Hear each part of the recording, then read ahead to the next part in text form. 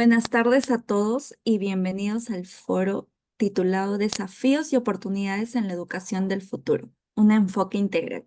Este evento es organizado por los siguientes diplomados: Diplomado en Formación de Formadores, Diplomado en Actualización en Investigación Cualitativa y Diplomado en Gestión del Currículo en Educación Superior Universitaria.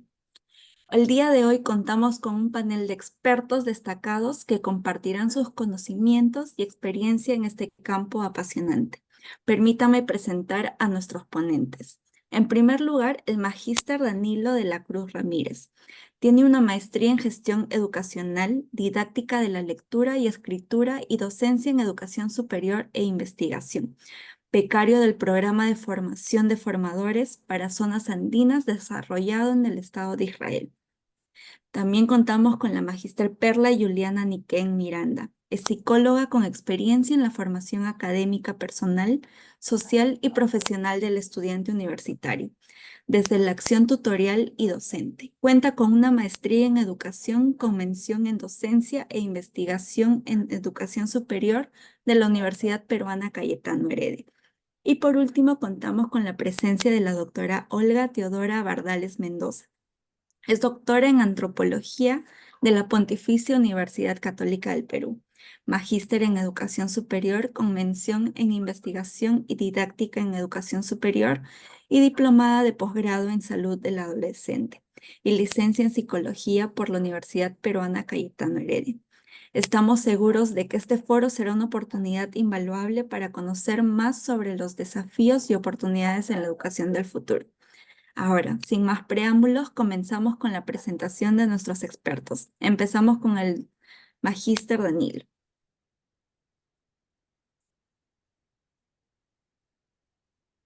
Bien, buenas tardes, muchas gracias. Voy a compartir la presentación de esta jornada y en este tema general también de este foro, los desafíos a la educación y los retos que se tienen, ¿no? En esta oportunidad me corresponde desarrollar en este tiempo designado estrategias innovadoras en formación de formadores. Lo que voy a hacer es una síntesis de lo que hemos venido haciendo desde la Facultad de Educación de la Universidad Peruana Cayetano Heredia para llegar justamente a desarrollar un diplomado de formación de formadores, es decir, visto desde la experiencia, desde la práctica, desde la reflexión de lo que necesitamos en este caso en el Perú y también en Latinoamérica, porque nuestra experiencia también ha incurrido actividades y situaciones en los países, en este caso de Bolivia y Ecuador, en un programa que tuvimos hace unos años atrás. Quisiera partir de esta expresión que señala John Haidt del 2011, que las estrategias innovadoras en la formación de profesores en servicio se centra en prácticas basadas en evidencia, que fomentan un aprendizaje profundo y efectivo, potenciando la capacidad de los docentes para impactar positivamente en el rendimiento de los estudiantes. Como vemos, este reto, este desafío de la educación es esa brecha en educación que desde la Facultad de Educación también se viene promoviendo para poder acortar esta brecha educativa en nuestro país, y siempre es enfocado en el rendimiento de los estudiantes. Entonces tenemos que hacer propuestas de estrategias innovadoras que nos permitan, desde la formación de docentes en servicio, fomentar justamente un aprendizaje para desarrollar mejores aprendizajes en los estudiantes. Quisiera señalar que parto en esta presentación de la experiencia y muchas de las cosas que también está digamos, como material de lectura libre para todos. Este material que lo publicamos el 2019, 20 años promoviendo escuelas de calidad, con el doctor Bello, Raquel Villaseca, Virgilio Holguín, quien les habla, Daniel Quineche, Carlos Crespo y Martín Garro. Fue una sistematización de acciones de formación de formadores durante ese tiempo a nivel de todas las regiones de nuestro país, y también de manera internacional cuando tuvimos la apuesta de un programa denominado Centro Andino, donde tuvimos la experiencia de desarrollar algunas acciones de formación de formadores. Esta experiencia nos dice muchas cosas. Yo voy a sintetizar lo que el libro 20 años promoviendo escuelas de calidad señala, que es un proceso complejo, no es un proceso de corto plazo ni de mediano plazo, es de largo plazo, pero sostenidamente esto lleva a resultados que podemos generar capacidades y compromisos en los docentes cuando se conviertan en formadores de formadores. Justamente esto llevó a que se propusiera un diplomado de formadores, fruto de esta experiencia, en la cual desarrollábamos actividades en diversas regiones del Perú para poder formar a formadores en el lugar donde correspondía como contexto desarrollar su experiencia con docentes que estaban en servicio. Eh, Era parte de todos nuestros programas un componente, la parte formativa, y en esa parte formativa se desarrollaban distintas actividades, distintas estrategias que el formador de formadores tenía que manejar. Por ejemplo, los talleres presenciales que se desarrollaban, que tienen, y explicaré más adelante, una metodología, que tienen un propósito. Asimismo, los grupos de interaprendizaje que permiten también una discusión al interior de las escuelas, el acompañamiento hacia los maestros y maestras que participan en un determinado programa, y además otras acciones que desde la experiencia en los programas educativos que hemos tenido, hemos podido identificar en el proceso de sistematización de cada una de estas experiencias. Por lo tanto, un formador de formadores tiene que prepararse, desarrollar sus capacidades y competencias que les permita justamente responder a esas demandas, a esos desafíos de la educación. Por ejemplo, hoy un formador de formadores tiene que tener conocimiento del tema de interculturalidad. Un formador de formadores tiene que tener el manejo de la tecnología. Un formador de formadores tiene que saber investigación. En la experiencia de 20 años promoviendo escuelas de calidad, la investigación-acción fue la línea de trabajo que sostuvimos para justamente sistematizar la experiencia. Y eso lo hemos volcado durante varios años en el diplomado de formación de formadores que la universidad ofrece a nivel nacional e internacional. Entonces, hay una experiencia desde la Facultad de Educación, hay un trabajo realizado, hay sistematización realizada. Y estos espacios justamente nos permiten comunicar a los usuarios que pretendan en algún momento estar en un diplomado, tener esa evidencia de dónde nosotros hemos partido. Seguidamente,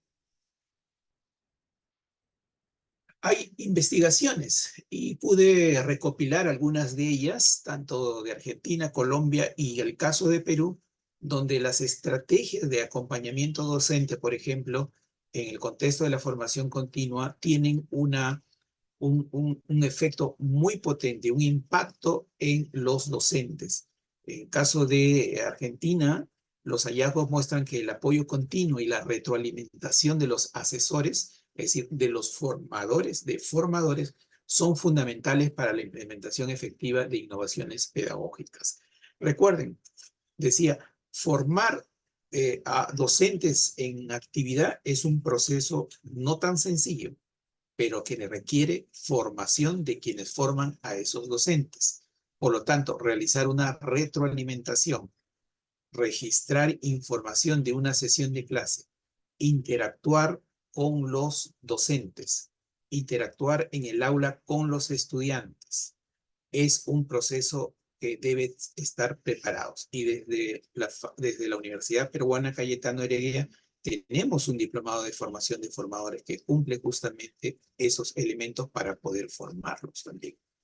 En el caso de Colombia era un impacto que señalaba sobre la asesoría y acompañamiento a los docentes los resultados sugieren que estas estrategias son altamente efectivas para promover cambios en la práctica pedagógica.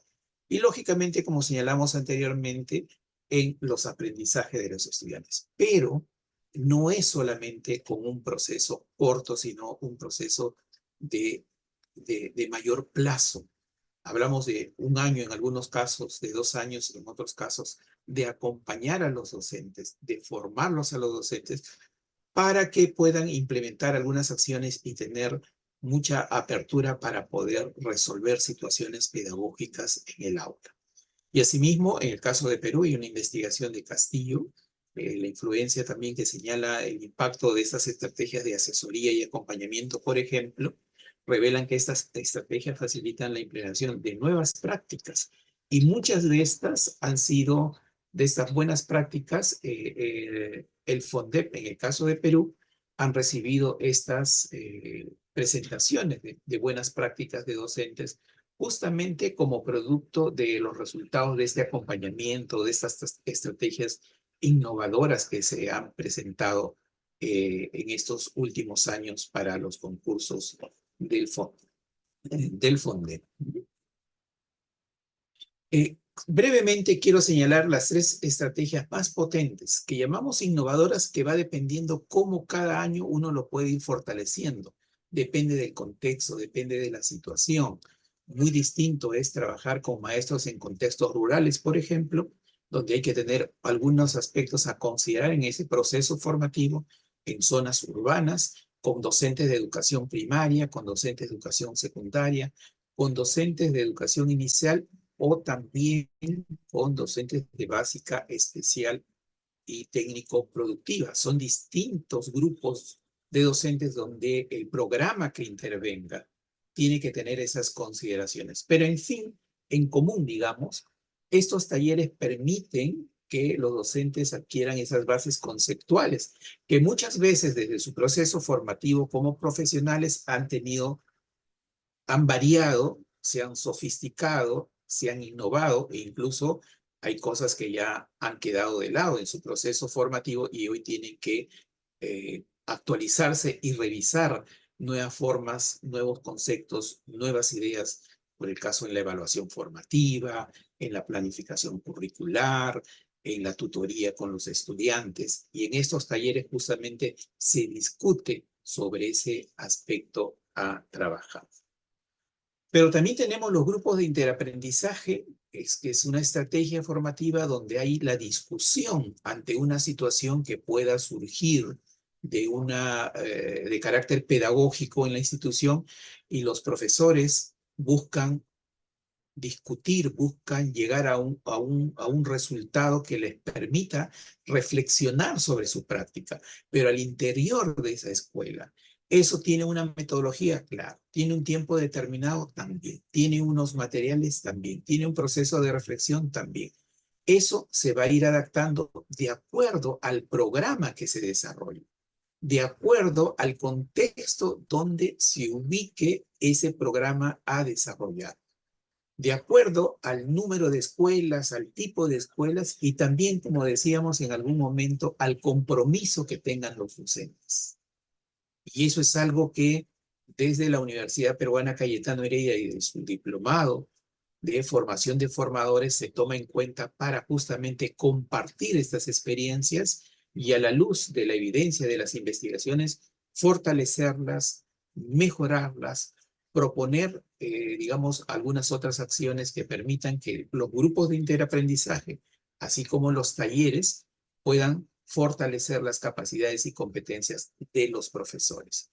Y vuelvo a insistir, necesitamos formadores de formadores preparados, no solamente con algún grado, no solamente con alguna experticia, sino una formación consistente que luego también permita ahondar y profundizar en el trabajo pedagógico en el aula, porque tiene que conocer el formador de formadores, conocer el aula, conocer la escuela, la gestión, cómo esta escuela está insertada en un determinado contexto, cómo esta escuela está insertada o interrelacionada con otras escuelas del contexto.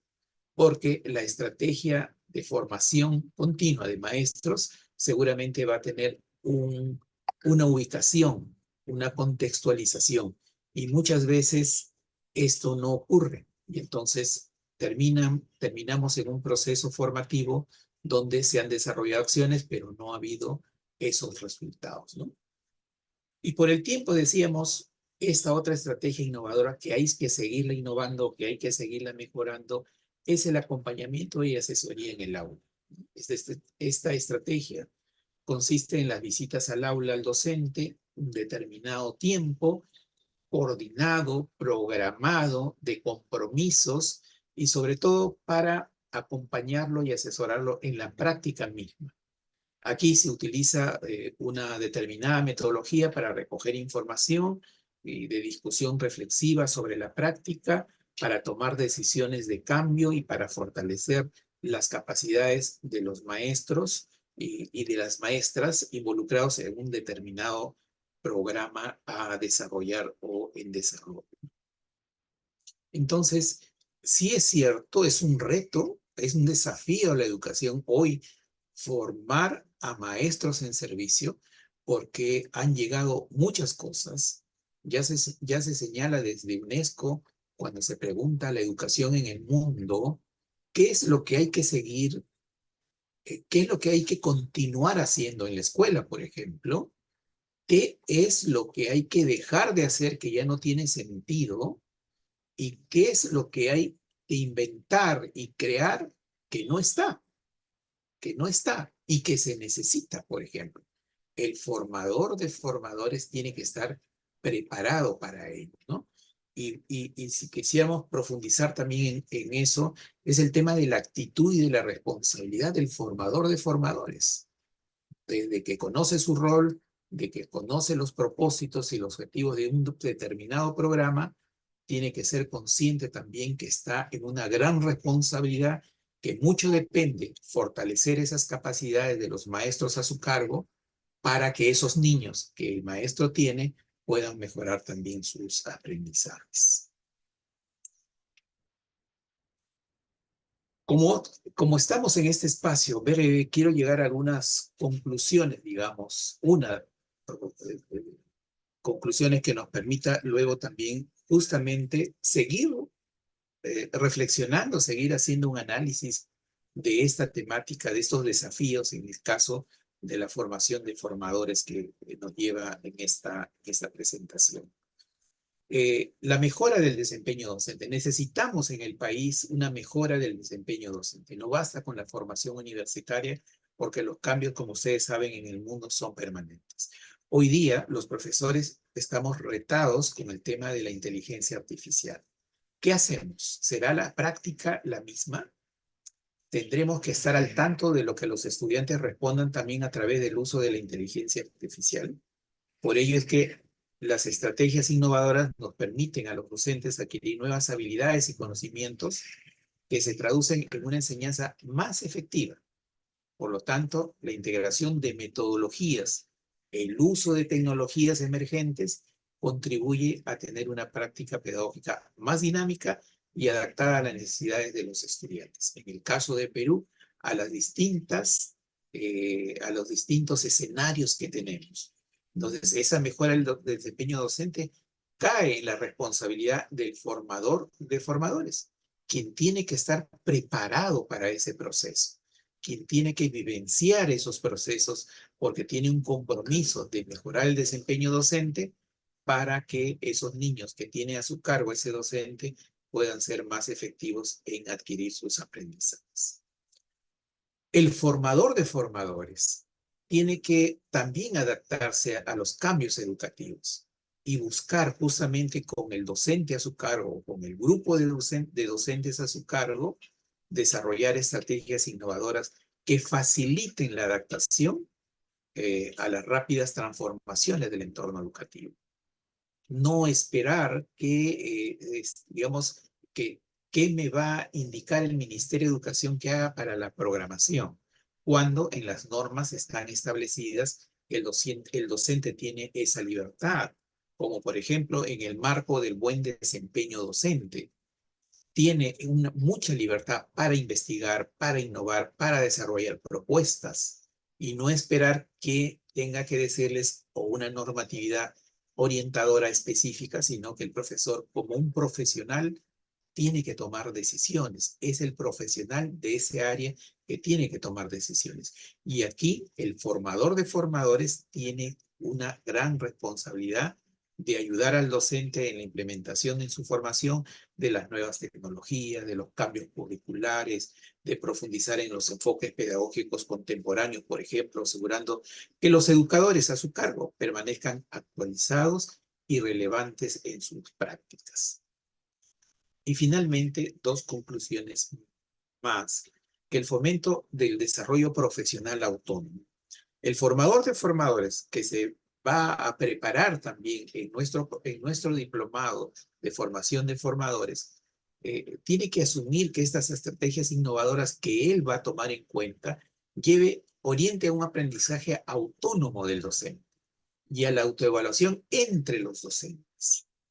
Asimismo, ofrecer recursos y metodologías que estimulen la reflexión crítica, la autoformación, la discusión sobre una estrategia que puede ser mejor para los estudiantes, el compromiso que los invite a hacer nuevas formas de educar y que cerremos esa brecha educativa que nos viene preocupando en estos últimos años. Y finalmente, puede ser algo más subjetivo que el aumento de la motivación y satisfacción profesional.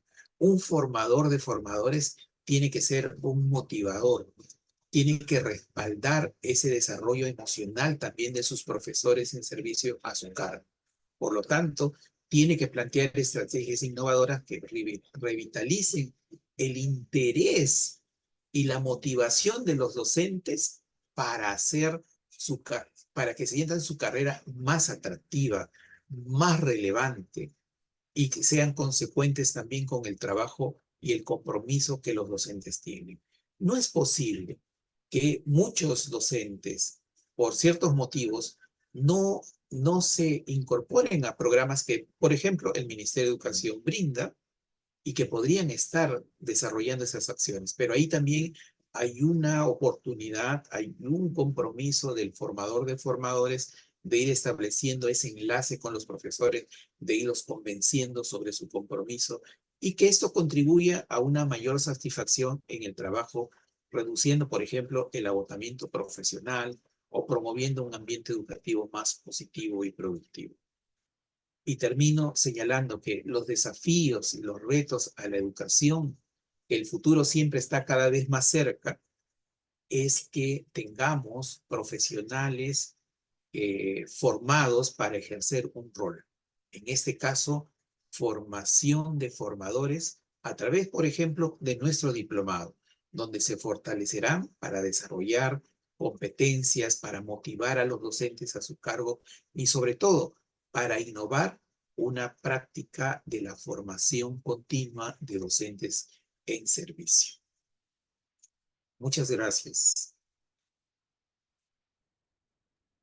Muchas gracias por la información, Magíster Danilo. Continuamos con la Magíster Perla. Si nos puede compartir su pantalla, por favor. Buenas noches con todos. Bueno, vamos a comenzar. Eh, Va a ser una presentación corta, precisa, en función al tema. Y es importante, es muy importante, quiero rescatar todo lo que ha dicho Danilo. Ha sido, aparte de interesante, una realidad que se ha vivido en cuanto a los proyectos y a estos procesos de formación en docentes que se han dado por personal tan preparado, que justamente atendía a, a formar a, a profesionales en el desarrollo y la consolidación de sus competencias, de manera que su trabajo en campo sea el más eficiente, sea un trabajo de calidad, sea un trabajo real, en un contexto real, y pudiese la persona, el profesional, demostrar todas las habilidades que había tenido. Gracias, Danilo, muy interesante lo que nos has presentado. Esta presentación comienza con una pregunta, y esta pregunta es si, cree uno que el currículo puede preparar a los estudiantes no solo para aprobar exámenes, sino para enfrentar los retos reales de la vida. ¿O de qué manera o por qué es importante preparar a los estudiantes no solo para aprobar exámenes? Creo que el proceso de preparación, de formación de un estudiante no tiene otra ruta, no tiene otro logro que prepararlo para enfrentar retos reales de la vida.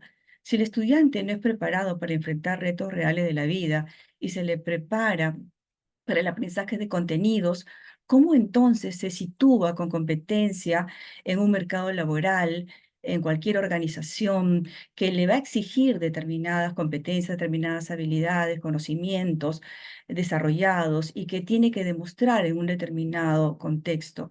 Entonces, si no lo preparamos para afrontar estos desafíos reales, ¿lo estamos preparando para qué? Si lo estamos preparando para una situación diferente que no sea la demostración de una competencia que se ha construido en ese proceso de formación a lo largo de un tiempo determinado, según el programa académico del que estemos hablando, entonces resulta que tal vez lo estamos preparando para una mayor frustración, para encarar, para afrontar necesidades que le van a ser exigidas de satisfacer y no va a poder hacerlo y no va a saber cómo hacerlo. Y entonces encontramos estudiantes que terminan buscando y encontrando caminos diferentes, pero no aquellos que se propusieron cuando iniciaron sus estudios formativos con la esperanza de aprender qué hacer, cómo actuar frente a un contexto real. Y por tanto, esta respuesta no tiene más que, o esta pregunta no tiene más que una sola respuesta. Cuando hablamos de un diseño curricular, estamos hablando de un proceso de enseñanza-aprendizaje que se planifica, que se organiza, ¿verdad? Y que abarca una secuencia de contenidos, una didáctica, estrategias, una evaluación, y además trata de asegurar esta planificación, que este proceso sea coherente, esté estructurado y orientado al logro de los aprendizajes esperados. Tenemos ahí que de acuerdo al programa se esperan determinados resultados de aprendizaje. Y eso es lo importante. Los resultados de aprendizaje tiene que el estudiante demostrar que los ha construido.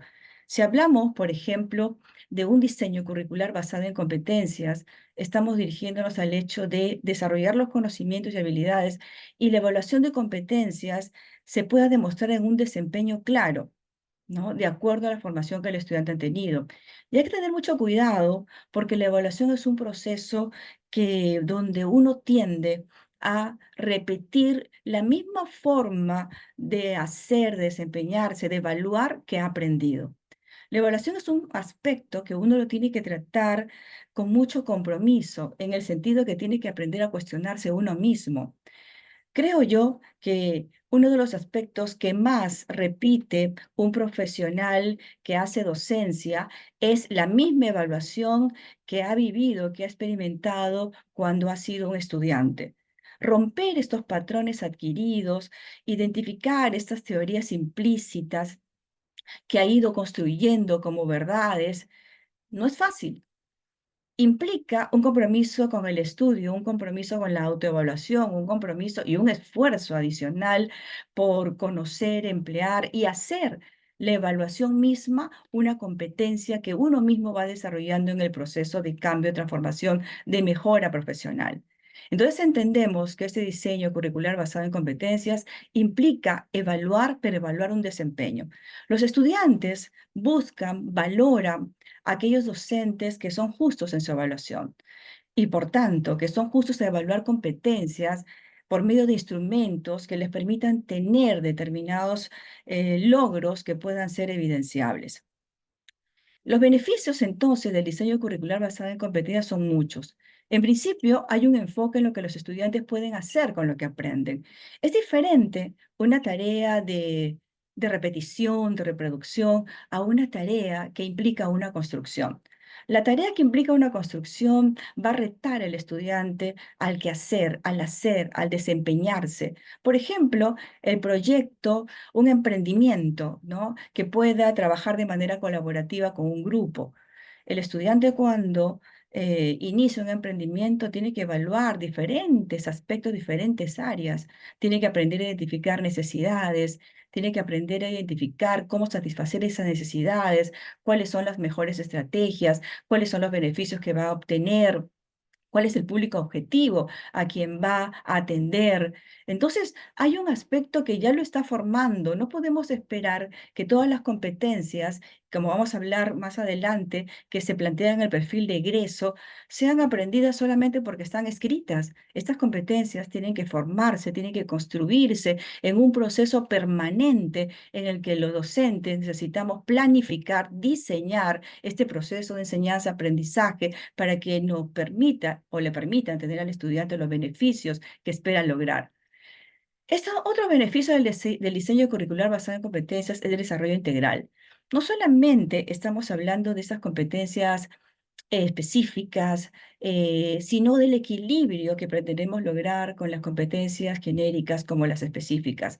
Formamos al estudiante, sí, para las competencias técnicas que requiere según el área profesional en la que se desarrolla, pero lo formamos también para las competencias socioemocionales, estas competencias que tienen que ver con la manera tan valorada que hoy día tiene el mercado laboral de cómo este profesional se desempeña para gestionar grupos, aunque no sean grandes, cómo gestiona grupos pequeños, cómo establece una comunicación asertiva con las personas, cómo motiva a otros a trabajar, a cumplir objetivos.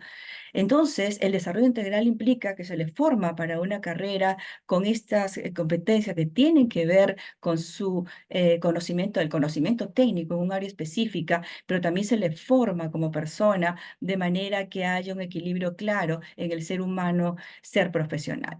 La evaluación por competencias alineadas al mercado laboral, las necesidades de la sociedad, los objetivos de desarrollo personal están alineados entonces, y necesitamos ese tipo de profesionales para que en el mercado laboral puedan aplicar estas competencias que son específicas de cada área profesional, pero también que se comporte como un profesional con ética, que va a satisfacer necesidades de una sociedad que reclama sus servicios, que necesita de su conocimiento, de su competencia, pero que también estarán alineados con lo que quiere lograr como persona. Este diseño además está centrado en el estudiante, ¿no? Ya no es la labor paternalista de un docente, sino que es el estudiante. El docente es un facilitador que va generando, promoviendo estrategias que permiten al estudiante desarrollar estas competencias que la formación en el programa académico le ofrecen formar.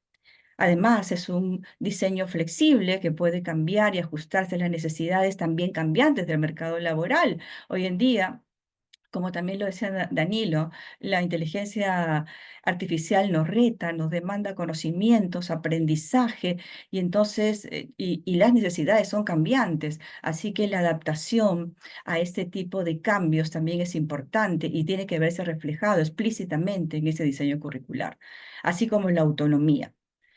Entonces, estas competencias genéricas, estas habilidades y conocimientos que son transversales y necesarias para el desarrollo profesional, le permiten a este estudiante adaptarse a situaciones, como decíamos, para resolver problemas, para trabajar en equipo. Y estas competencias específicas, que son conocimientos, habilidades y actitudes de su área profesional, le permiten el desempeño eficaz en el ámbito laboral. ¿Por qué son tan importantes tener claras estas competencias? Sencillamente porque tenemos nosotros un perfil de egreso. Y en el perfil de egreso están combinadas, articuladas estas competencias genéricas y estas competencias específicas que son fundamentales. Estas tres dimensiones tienen como objetivo preparar a los estudiantes para enfrentar los desafíos del mundo laboral y social. Pero necesitamos estar muy claros en que estas competencias no se logran, repetimos, porque estén escritas en un perfil de egreso. Este perfil de egreso tiene que ser conocido, tiene que estar articulado con cada una de las asignaturas, de los sílabos, los resultados de aprendizaje que en ellos se plantean, la manera como se va a enseñar, las estrategias que se van a aplicar, la forma como se va a evaluar, de manera que el perfil de egreso se va haciendo una realidad desde que el estudiante inicia su trayectoria académica. Y necesitamos saber entonces no solo lo que tenemos que lograrlo, sino cómo tenemos que lograr que ese perfil de egreso sea una realidad. En este perfil de egreso se van a describir características, habilidades y conocimientos que un estudiante debe haber adquirido al final de su programa académico. Es la meta final de este proceso educativo. Y no olvidemos que el éxito o en cualquier nivel o el fracaso de un estudiante que termine el proceso educativo va a depender de cuánto se haya planificado, implementado una ruta clara de formación en función al desarrollo de estas competencias genéricas y estas competencias específicas.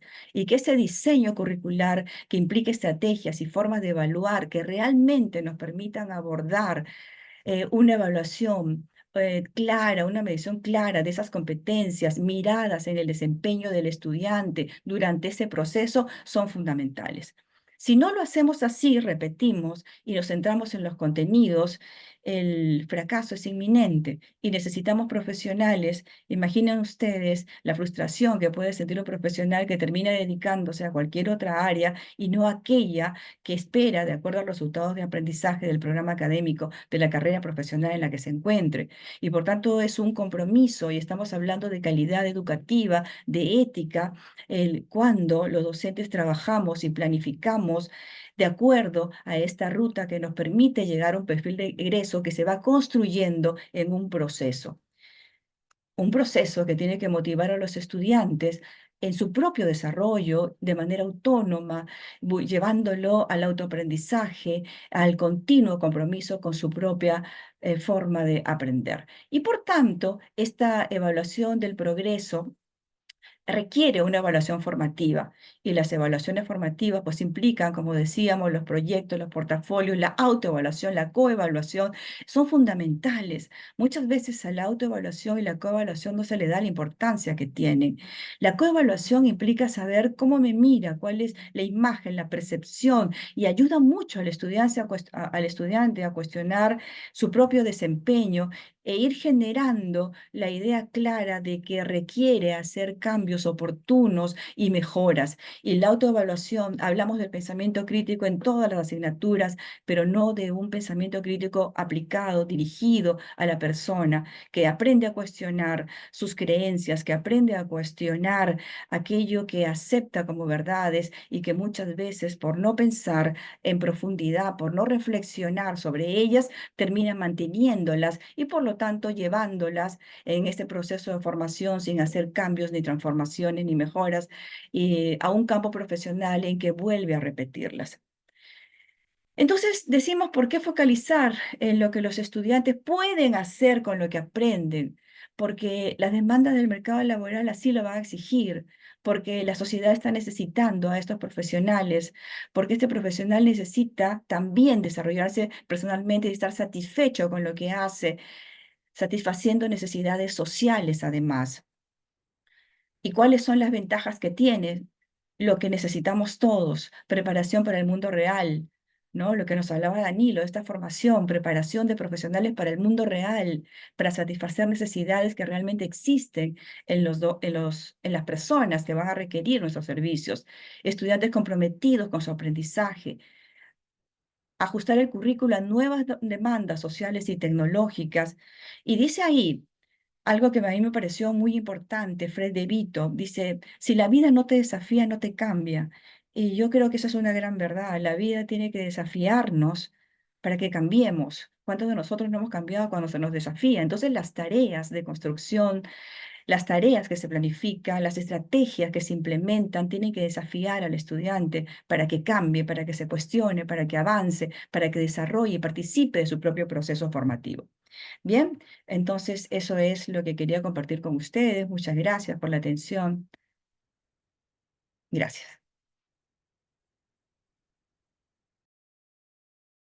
Muchas gracias, em, Magíster Perla, por la presentación. Para terminar, la doctora Olga, para que pueda presentar. Sí, buenas noches ya. Bien, voy a hacer una presentación, bueno, bastante acotada, visto que de repente más importantes son las preguntas que la exposición, pero daré un pincelazo a esto que Se ha llamado investigación cualitativa como pilar de la educación, como parte del Diplomado de Actualización e Investigación Cualitativa. Bueno, yo soy Olga Bardales y acá les presento algunas ideas. Primeramente, tener en claro que la ciencia es un hecho social, es una actividad social y en realidad como un hecho social siempre está influido por el entorno. Y eso es bien importante. En educación no se hace ciencia en laboratorio con todo controlado, sino se da una ciencia naturalista. Por lo tanto, el método científico que utiliza la ciencia es una abstracción de los hechos. Algo importante es que también no hay verdades absolutas, finales, estáticas, sino hay muchas formas de obtener también y hay muchas verdades. Esto adentrándonos un poco a la investigación cualitativa. Es importante y fundamental tener en cuenta que la educación es un proceso de interacción humana. La educación utiliza una comunicación intencional y sobre todo a través de mensajes, ¿no? Entonces siempre en educación, el proceso educativo didáctico, estamos trabajando la comunicación humana. Y por supuesto que la educación incluso puede ser formal o informal. Es allí que esta premisa nos llevan a decir la importancia que necesitamos nosotros por la naturaleza del objeto educativo en irnos aproximando más a una forma de mirar las verdades a través de la cualificación o la metodología, el método cualitativo. Por supuesto que cuando alguien quiere aprender, coger la realidad educativa, lo puede hacer desde dos miradas. Lo podemos hacer midiendo, porque alguien puede querer, como dice, saber cuánto se avanzó en una competencia X o cuánto es el desempeño en términos numéricos o cuánto aprendió el alumno, etcétera. Pero también la otra metodología cualitativa es el cómo, el proceso, el diálogo, el mensaje, el discurso, ¿no? Entonces, son dos formas en las cuales podemos agarrar estos objetos o esta realidad educativa. Pero como les dije, ontológicamente el objeto educativo tiene una naturaleza muy cualitativa. Por lo tanto, dentro de esta realidad cualitativa hay preguntas claves. Generalmente nos preguntamos más por un cómo, más que por un cuánto, ¿no? O cuáles tampoco, sino es un cómo por el proceso y el por qué, por entender las razones, pero además para poder entender algunos patrones recurrentes en la actividad educativa. Y también lo que pretendemos en la investigación cualitativa es comprender, explorar, develar, ¿no? Que son acciones, y en este caso verbos, que nos permiten tener una profundidad de los fenómenos educativos. Por lo tanto, también es fundamental entender que la investigación cualitativa lo que pretende es entender la realidad desde los propios actores. Es decir, no es una cuestión, como podríamos decir, o vertical o una cuestión como sería centrada en el investigador, sino más bien al contrario, el investigador tiene que considerar a los propios actores como sus protagonistas, agentes y actores claves de su propio conocimiento. Acá algunas ideas solo de investigación cualitativa. Es importante porque muchas veces hay muchas preguntas y también muchos mitos, pero voy a mencionar algunas cuestiones importantes. Generalmente la investigación cualitativa es bastante flexible en un inicio, por lo tanto, los diseños de investigación no se especifican por entero en un inicio. Podríamos empezar con un diseño, pero podríamos culminar con otros. Y también podríamos culminar con una diada o una combinación de dos diseños o más. Es interesante esta flexibilidad. El instrumento cualitativo, básicamente, siempre se habla que es una guía, pero normalmente sabemos que el instrumento cualitativo, entendiendo este proceso de comunicación y de diálogo en la investigación cualitativa, lo representa el investigador o investigadora. Es decir, mientras que el investigador o investigadora tenga más destrezas, más competencias y mayor competencia para la rigurosidad dentro del campo de investigación, Entonces, ese instrumento que somos cada uno de nosotros, los investigadores, instrumentos parlantes, instrumentos que sienten, que escuchan, que tienen prejuicios y lo que fuere, es mejor este instrumento. La entrevista cualitativa da lugares a relatos detallados y diversos en contenidos. Por lo tanto, no hay respuestas estandarizadas. Y eso es bien importante porque nos lleva a una diversidad muy rica en cuanto a entender los fenómenos.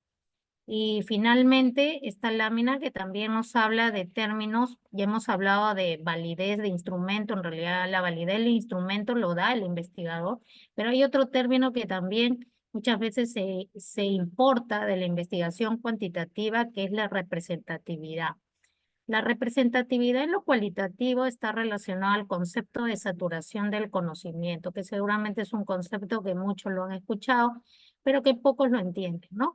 Y la saturación del contenido básicamente está más relacionado con poder encontrar patrones, ¿no? De comportamientos, patrones de recurrencias de hechos que se dan en la realidad. Y la saturación del conocimiento tiene que ver con que los discursos se agotan y los discursos ya no sale nada nuevo, ¿no? Y eso se da en base a un muestreo teórico y se da en base a una cantidad determinada, no exacta, pero determinada de personas que trabajamos. Los objetos que se estudian, al igual que cada uno de nosotros, somos parlantes, pensantes y tenemos significados. Por lo tanto, somos muy iguales y la subjetividad e intersubjetividad está presente. Y también algo muy importante es que los investigados saben más que el investigador. Esto nos reta mucho porque en realidad nos confronta con nuestra realidad, a veces hegemónica, de muchas veces que tenemos el investigador versus el investigado, el profesor versus el estudiante, o sea, tenemos que trabajar una relación horizontal. Y en realidad la investigación cualitativa nos humaniza, pero sobre todo es humanizante. Es un reto, pero también es una esperanza para una sociedad que necesita tanto conocer y respetar las voces de todas y todos. Bien, esto es un poco lo que he presentado y muchas gracias.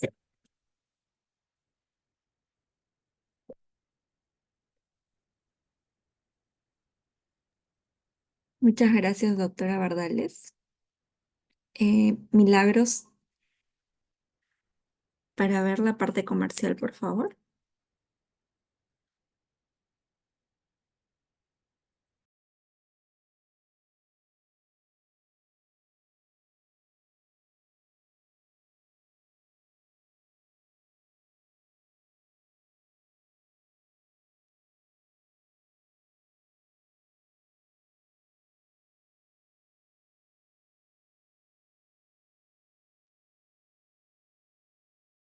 Buenas tardes, ¿me logran escuchar? Sí, sí, sí. Perfecto. Bien, estimados, buenas tardes. Vamos a empezar con la parte comercial. Hemos escuchado de lo que se va a tratar cada una de estos 3 diplomados.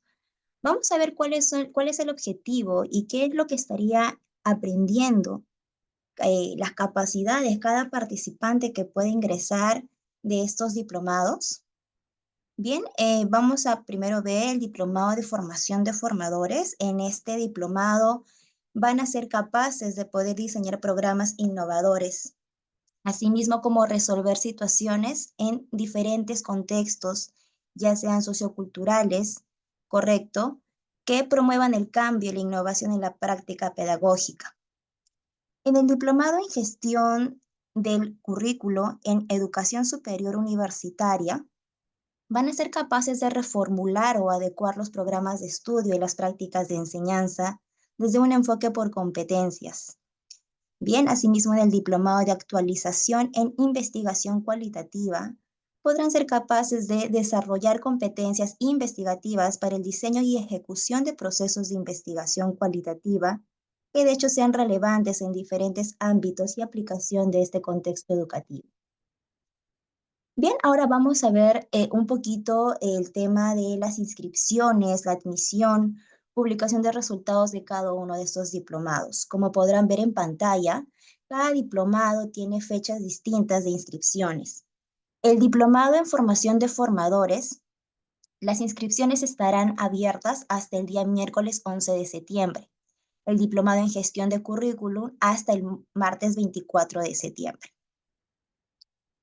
En el caso del diplomado de actualización en investigación cualitativa, tanto la inscripción, admisión y publicación de resultados se va a realizar hasta el día viernes 13 de septiembre. Toda esta información de igual manera se le va a ser brindada vía WhatsApp, por llamada y al correo electrónico de todas las personas, de todos los profesionales que estén interesados en cada uno de estos diplomados, así como la malla curricular y los costos. Asimismo, podrán verificar que los requisitos para esta postulación son muy sencillos. Solamente tienen que ingresar a la página Postula, poder registrar sus datos personales y subir 3 documentos necesarios, que es la copia simple de su grado de bachiller, copia simple del DNI, pasaporte o carnet de extranjería y el currículum vitae descriptivo, tomar en cuenta que no es documentado. Este currículum van a poder descargarlo del mismo link Postula. Bien, vamos a ver ahora el tema de la inversión de cada uno de estos diplomados. Como podrán verificar, el diplomado en formación de formadores y el diplomado en gestión de currículum tiene la matrícula de 550. Cada uno, en el caso del primer diplomado, tiene el costo del programa de 3.400, el segundo diplomado 4.680. En el caso de financiamiento, se va a realizar en 8 cuotas para el primer diplomado, cada una de 425, y para el segundo diplomado de 500. En el caso del tercer diplomado de actualización en investigación cualitativa, la matrícula es de 650, el financiamiento es en 4 cuotas. Los descuentos a los cuales van a poder acceder también va a ser informado por la asesora a cargo de cada uno de estos diplomados. Asimismo, para mayor información, podrán contactarse con la asesora Claudia del Águila, que es la asesora comercial encargada de los 3 diplomados, en el cual van a poder contactarla ya sea vía llamado por WhatsApp al 9677-82464 o al correo UPCH. También van a poder contactarla vía WhatsApp mediante el QR. Muchas gracias.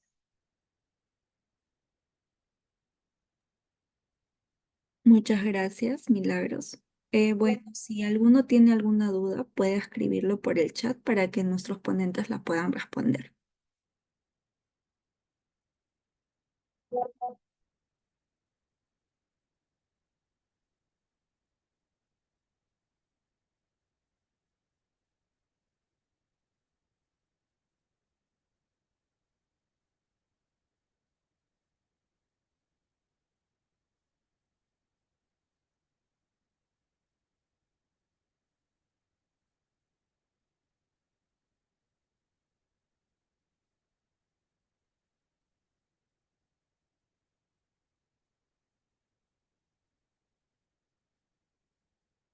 ¿Alguno tiene alguna pregunta para que lo pueda escribir por el chat?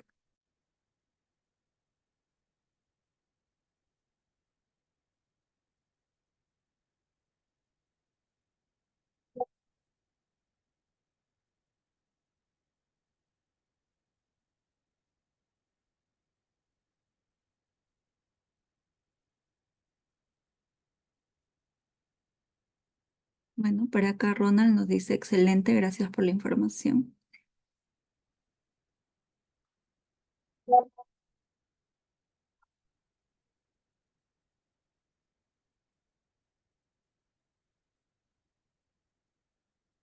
Bueno, creo que no hay ninguna pregunta por el día de hoy. De igual manera, la asesora dejó su número para que puedan solicitar alguna información. Es el 967-782-464. A ese número pueden escribir para solicitar alguna información acerca de algún diplomado que sea de su interés.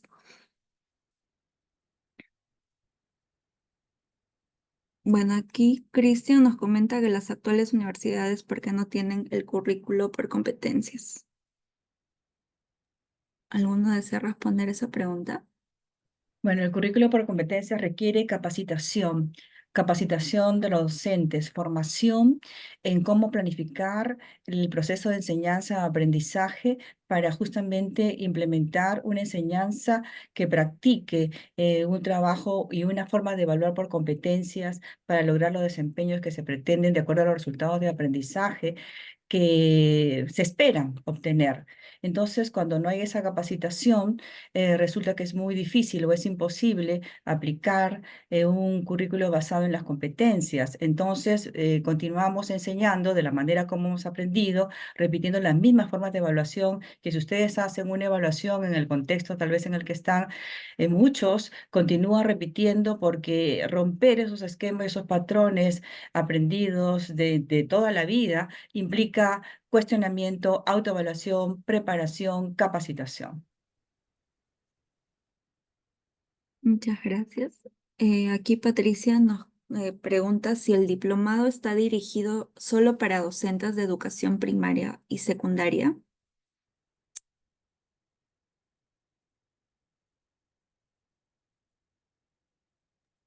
¿Cuál de ellos será la pregunta? Porque son tres. En el caso de formación de formadores es para quien pretende luego desarrollar sus habilidades y trabajar formando maestros, también maestros de educación básica, de educación superior, sabiendo, teniendo una experticia, ¿no? Lo que va a tomar en el diplomado de formación de formadores es el diagnóstico, el trabajo con adultos, las estrategias formativas, la evaluación, y entonces eso es muy útil para cualquier profesional que está ejerciendo la capacitación, la formación de personas en un proceso formativo. Por ejemplo, hemos tenido muchas personas del Instituto de Estadística porque ellos tenían que capacitar al personal que hace encuestas. Entonces, a él le pedían que haga su programación y él, que era un ingeniero, y entonces él trabajaba su programación, su planificación, sabía que estaba trabajando con adultos, planteaba las estrategias para entrenar a los encuestadores y también hacía la evaluación si quienes están. Entonces, es posible que alguien que no sea de educación en la de formadores pueda tener porque trabaja con personal al cual tiene que capacitar, orientar, formar en ese proceso. Y claro, para docentes de todos los niveles de la educación. En el caso del diplomado de formación de formadores. Sí, acá nos comenta que es para el diplomado de formación de formadores, justamente. José Mario consulta por qué se mira y no se ve en la investigación cualitativa. Bueno, primeramente pido disculpas porque tengo un problema con mi cámara. Pero sí, porque es un diplomado, en realidad es de actualización, eso es bien importante que lo vean.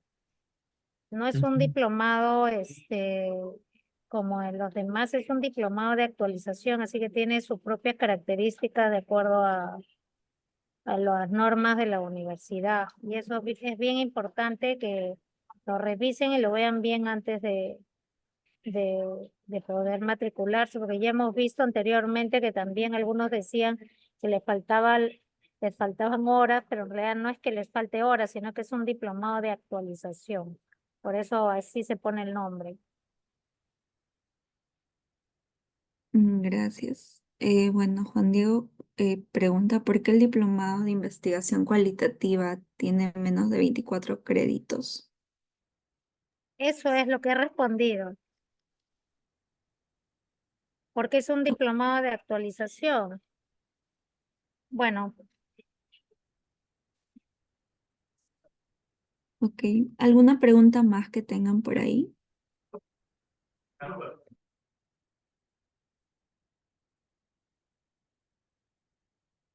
Bueno, creo que con eso sería, bueno, cerramos lo que vendría a ser el foro.